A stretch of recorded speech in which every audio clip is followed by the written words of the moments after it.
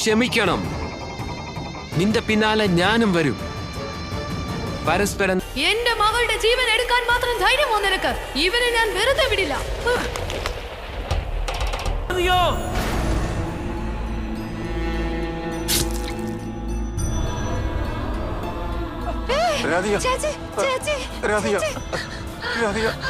നീ എന്തിനാ ഇങ്ങനെയൊക്കെ ചെയ്തേ?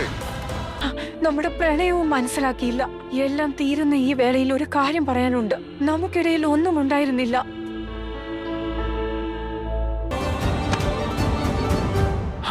അത് മുൻപേ മനസ്സിലാക്കിയിരുന്നെങ്കിൽ.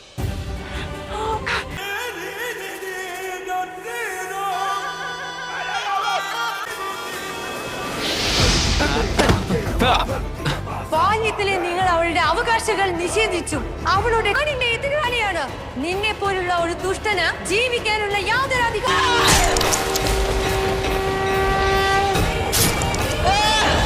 നീയും ഇനി കണ്ണീർ പൊഴിക്കാൻ പോകുന്നു. ഇന്ന് ഞാനായിരിക്കാം, പക്ഷെ നാളെ അത് നീ ആയിരിക്കും. ഇത് ഞാൻ നിനക്ക് തരുന്ന ശാപം. ഇന്ന് എനിക്ക് എന്റെ പ്രണയം നഷ്ടപ്പെട്ടു, അതുപോലെ നാളെ നിന്റെ പ്രണയം നഷ്ടപ്പെടും.